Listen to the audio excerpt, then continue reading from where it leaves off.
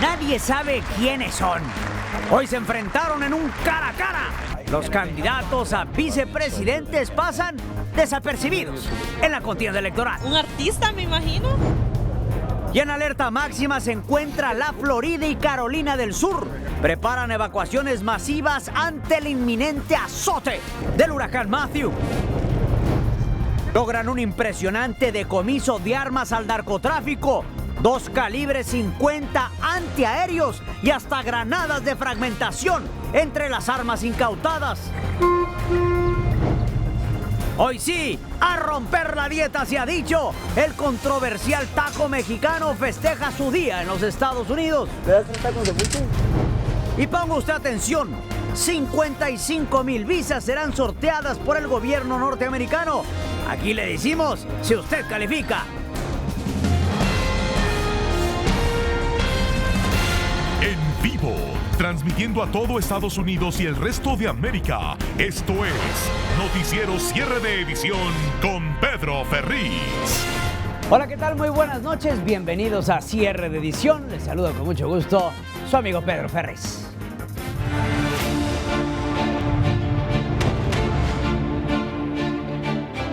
Iniciamos este noticiero con el debate entre los candidatos a vicepresidente de los Estados Unidos. Por un lado Mike Pence, por el otro lado Tim Kaine. Se dijeron de todo, pero nada sobre ellos ni sobre el país. El debate se concentró en sacar el pechito por sus jefes, los candidatos a la presidencia. Aquí, un breve recuento de lo que dijeron. Donald Trump always puts himself first. He built a business career, in the words of one of his own campaign staffers, off the backs of the little guy. And as a candidate, he started his campaign with a speech where he called Mexicans rapists and criminals. Senator, you and Hillary Clinton would know a lot about an insult-driven campaign. In the wake of Hillary Clinton's tenure as Secretary of State, where she was the architect of the Obama administration's foreign policy, we see entire portions of the world, particularly the wider Middle East, literally spinning out of control. Immigration. There's 2 plans on the table. Hillary and I believe in comprehensive immigration reform. Donald Trump believes in deportation nation. You got to pick your choice. Hillary and I want a bipartisan reform that will put keeping families together as the top goal. Second, that will help focus enforcement efforts on those who are violent. Third, that will do more border control, and fourth, that will provide a path to citizenship for those who work hard, pay taxes, play by the rules, and take criminal background record checks. That's our proposal. Donald Trump proposes to deport 16 million people. Senator, that's nonsense. Look, what you just heard is they have a plan for open borders, amnesty. Our plan is like Ronald Reagan's plan from 1986. They call it comprehensive immigration reform on Capitol Hill. We all know the routine. It's amnesty, and you heard one of the last things he mentioned was border security. That's how Washington always plays it. Donald Trump laid out a series of priorities that doesn't end with border security. It begins with border security. And after we secure the border, not only build a wall, but beneath the ground and in the air, we do internal enforcement. But he said the focus has to be on criminal aliens. Esto fue lo que dijeron los candidatos a vicepresidente en términos migratorios. Pero estos dos, ahora, perfectos desconocidos, se enfrentaron esta noche y podrían convertirse en importantes. Vamos con Carlos Vázquez para que nos dice por qué. Se le ha llamado el debate de los desconocidos. Y no es para menos, porque a los candidatos a la vicepresidencia del país no los conoce el 41% de la población. Estos datos fueron publicados por la cadena ABC y nosotros fuimos a averiguar qué tan ciertos eran estos números. Tim Kaine, no. La verdad no. Mike Pence. Oh, no. Un artista, me imagino. El enfrentamiento entre Mike Pence, compañero de fórmula de Donald Trump, y Tim Kaine, el candidato que acompaña a Hillary Clinton, puede que no sea tan popular debido a que es una posición que muchos consideran decorativa. Sin embargo, este año el enfrentamiento cobra importancia, debido a que, ya sea por edad o por una posible destitución de los presidenciables, se incrementa la posibilidad que cualquiera de ellos llegue a ocupar la Casa Blanca. De Mike Pence se sabe que es un político calmado y sobrio, pero con un pasado anti-inmigrante. mientras que el compañero de Clinton, Tim Kaine, es calificado como un personaje elocuente y que domina el idioma español. Aprendí los valores del pueblo. El último debate entre vicepresidentes que causó gran expectativa fue el de Joe Biden y Sarah Palin en el 2008, que incluso superó la audiencia del debate presidencial entre Barack Obama y John McCain. Carlos Vázquez, Noticiero, cierre de edición. Donald Trump está pasando por un periodo amargo. Los últimos días han sido desastrosos para su campaña. Incluso algunos líderes importantes de su partido le dieron la espalda después de que se enteraron que no pagaba impuestos. Pero el candidato republicano prepara su próxima jugada en el segundo debate presidencial este domingo 9 de octubre. La que está celebrando los enredos de Donald Trump es su rival, la demócrata Hillary Clinton. Vuelve a golpear al magnate al acusarlo de insensible con los veteranos de guerra en lugar de ayudarlos. Trump había dicho que muchos de los que regresan de la guerra no saben manejar las experiencias que vivieron. Nuestras tropas merecen un comandante en jefe que los entienda, que los respete, aseguró Hillary Clinton en una conferencia de prensa en Pensilvania. Pongan atención, la Florida, California, Carolina del Sur están en alerta ante la inminente llegada del huracán Matthew, que ya hizo sus primeros destrozos en el Caribe. Vamos hasta Miami con Moisés González con lo último. Adelante, Moisés. Las precarias viviendas de lámina y plástico en Haití no resistieron al fuerte golpe de uno de los más potentes huracanes desde el 2007. Matthew se lanzó sobre la empobrecida isla con vientos de 230 kilómetros por hora, intensas lluvias y mareas ciclónicas. Lo peor se sintió en las zonas costeras. Se reportan al menos 2 fallecidos. El huracán venía de azotar la vecina República Dominicana, donde también provocó la muerte de 4 personas y dejó varios heridos. Antes había provocado otras 2 muertes en las islas de San Vicente y las Granadinas. Estas imágenes de las cámaras de la Estación Espacial Internacional muestran al monstruo que se mueve hacia el este de Cuba en camino a las Bahamas. Precisamente en Cuba, miles de personas han sido evacuadas hacia albergues en zonas altas. Se teme que Matthew provoque inundaciones y deslaves.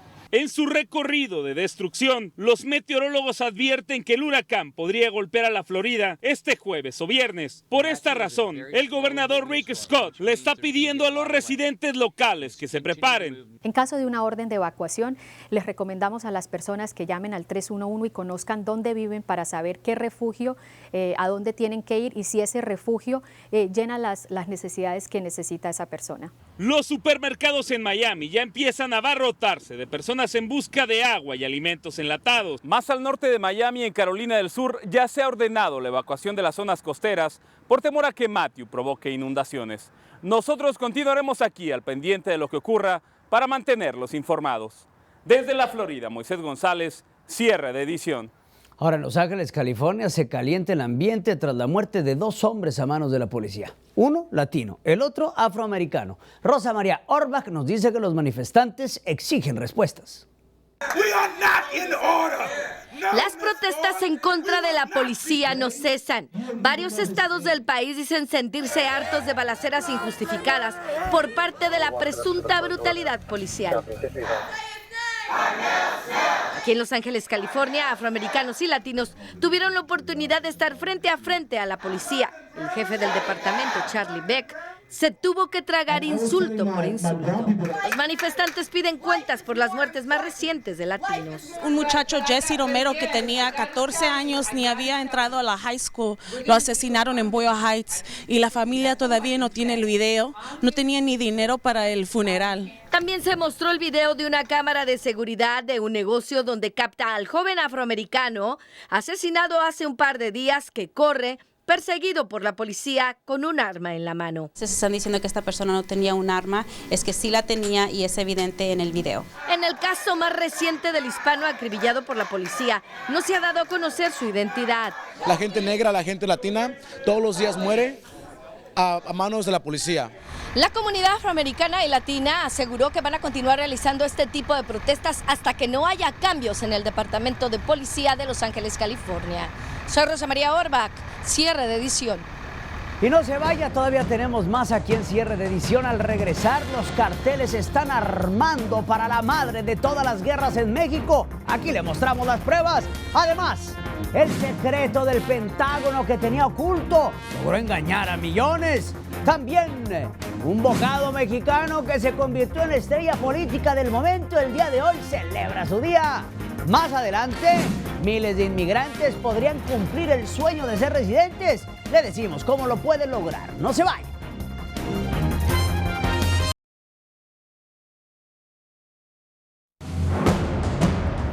En Culiacán, Sinaloa, el hallazgo de un arsenal de armas durante la búsqueda de los responsables de la masacre de soldados es una señal de que los sicarios están preparados para dar batalla.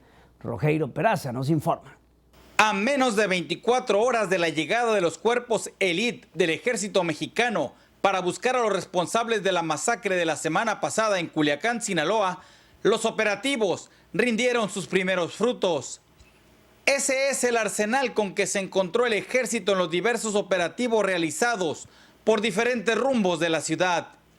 7 granadas, 6.739 cartuchos de diferentes calibres, un radio base, 27 radios portátiles, 300 gramos de heroína, 10 kilogramos de cristal. El comandante Terán aclaró además que la persona que había sido rescatada por los delincuentes era el Kevin, un reconocido criminal, y no uno de los hermanos del Chapo Guzmán como se había informado, y agregó que la búsqueda de los responsables no se detendrá. Mientras el ejército continúa la búsqueda de estos criminales, los cuerpos siguen apareciendo. 5 muertos fueron encontrados el día de hoy en la ciudad de Culiacán, sin que hasta el momento se sepa quiénes son los responsables de estos hechos. Desde Mazatlán, Sinaloa, Rogeiro Peraza, cierre de edición. Pero no solo en México, también en El Salvador se vive el terror. Pandilleros han salido de sus guaridas con la intención de reclutar a todos y a la fuerza. Josué Tambakis nos dice lo que le sucede a los que se niegan a hacerlo. Ahogados en sangre quedaron los sueños de Mario Ramírez, un joven universitario cuyo cuerpo quedó en la cama de ese pick-up de la Cruz Roja salvadoreña. Las pandillas lo acribillaron a balazo frente a la entrada de su vivienda al norte de la capital. El pecado que le costó la vida fue negarse a pertenecer a esos grupos criminales. Posteriormente, sin mediar palabras, se escucharon muchas detonaciones, dejándolo tirado en el suelo, huyendo los sujetos. Los pandilleros han arreciado el acoso de estudiantes buscando reclutarlos en las escuelas, ejecutando a los que se niegan o a sus familiares. A ese padre que llegó a dejar a sus hijos a ese centro escolar, también los sanguinarios criminales lo mataron a plena luz del día. La población está sufriendo las consecuencias del desafío de los grupos criminales contra las autoridades que los persiguen, pero están arremetiendo contra gente indefensa e inocente. A pesar de estos lamentables hechos de sangre en contra de estudiantes y padres de familia, las autoridades aseguran que están erradicando a las pandillas y que los homicidios en lo que va del año han bajado a la mitad. En El Salvador, Josué Tambakis, Noticiero Cierre de edición. Vamos a Guatemala. También se vive una pesadilla. Decenas de niños están muriendo porque no hay medicinas en los hospitales. Nuestra corresponsal Jenny Guerra nos habla de un angustioso momento que se vive. Doloroso es el drama que viven los niños en los hospitales de Guatemala. Más de 100 bebés que no han llegado a los 2 años de edad han muerto por falta de atención médica. Ya que la falta de insumos ha llegado a ser tan alta dentro de la red hospitalaria que hemos llegado a documentar, incluso falta de jeringas, de agujas, de guantes. La terrible escasez de medicinas, fallas mecánicas en los ventiladores, el hacinamiento y el escaso personal médico hacen que los hospitales no puedan atender a los pequeños enfermos.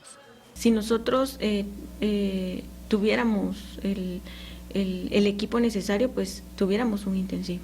La mayoría de las muertes infantiles pudo haberse evitado, pero las carencias en el sistema de salud de este país han llenado de dolor y luto a muchas familias. Son los doctores que tienen la culpa porque a veces ellos de verdad no atienden bien a los pacientes que llegan. Los graves problemas de los hospitales son una triste realidad y la mortandad de niños aumentará, especialmente en las familias que viven sumidas en la pobreza si no son resueltos pronto.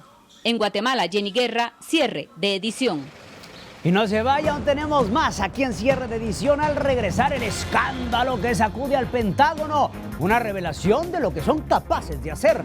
Además, cómo y quiénes pueden llegar a ser residentes legales, la oportunidad de cumplir el sueño americano. También, los fantasmas andan sueltos, imágenes que erizan la piel, aquí se las vamos a mostrar. No se vaya.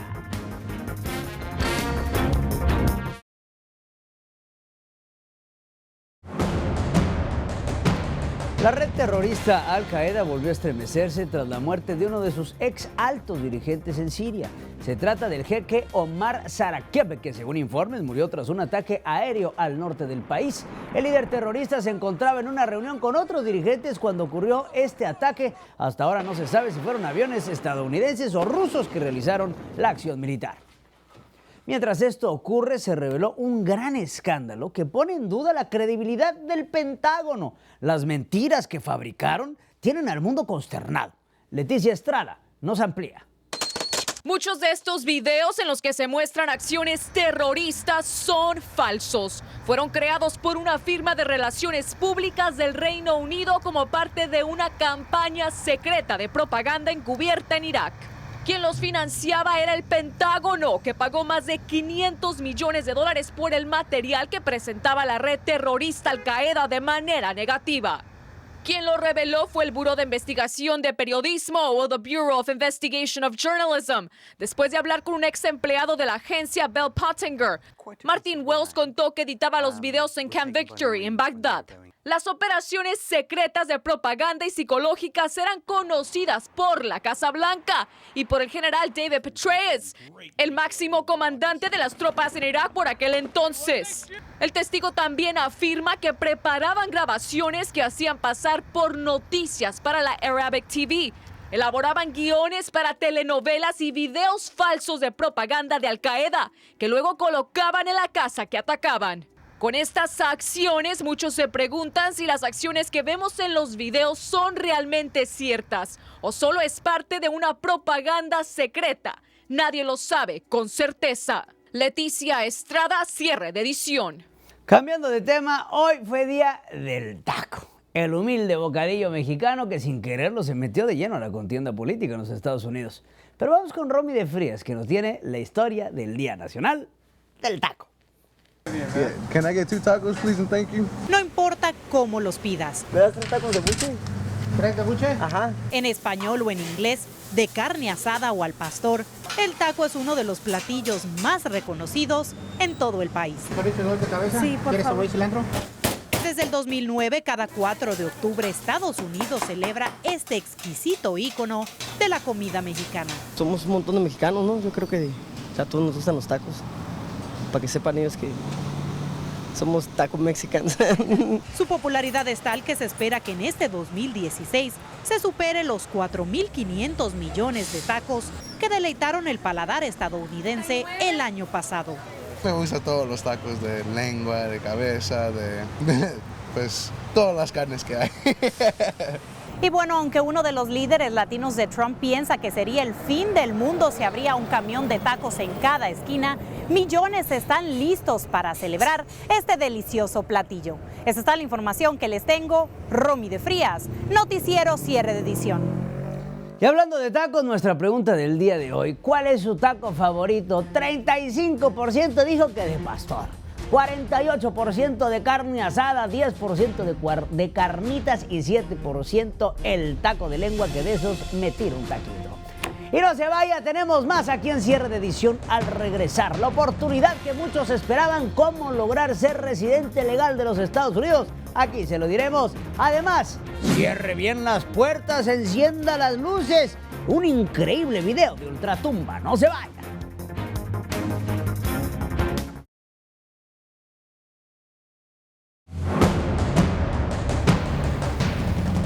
El sueño de miles de inmigrantes podría cumplirse. Hoy inició el registro para la lotería de visas. ¿Cuáles son los requisitos? ¿Quiénes califican? Vamos a dejar que Hilda Gutiérrez nos explique en el siguiente informe. Miles de latinos podrían evitar el duro y mortal trayecto por la ruta del migrante si ganan la lotería de visas. Las esperanzas están puestas en obtener una de las 55,000 tarjetas de residencia que el gobierno de Estados Unidos sortea cada año. Esta tarde arrancó el proceso del 2018, que terminará el próximo 7 de noviembre. El gobierno aconseja que todos los interesados deben llenar y enviar lo antes posible los formularios de inscripción, ya que se esperan millones de solicitudes. El trámite, que tiene un costo de $360, se paga por internet, por lo que se advierte a los interesados estar pendientes de fraudes. Pero no todos califican. solo los que hayan completado los estudios de secundaria o tienen 2 años de experiencia laboral. Tampoco pueden participar en el sorteo los nacidos en Colombia, El Salvador, México y Perú. Hilda Gutiérrez, Noticiero, cierre de edición. Y juzgue usted mismo si existen o no los fantasmas. Una cámara de seguridad instalada en una habitación muestra cuando una joven está dormida. De pronto se abre la puerta y le jalan las cobijas. La chica se despierta asustada, enciende las luces que comienzan a titiritear. Revisa si hay alguien en su casa y al no encontrar nada regresa y las luces otra vez se le prenden y se le acaban. Y es así cuando llama por teléfono para pedir auxilio. Vaya susto que se llevó esta muchacha. Y para el final hemos reservado una fiel amante del buen fútbol. Mari Silvestre es una modelo y presentadora brasileira que le ha declarado su amor al Benfica y así lo demuestra. Yo los espero el día de mañana, soy Pedro Ferriz y recuerden, hagamos historia.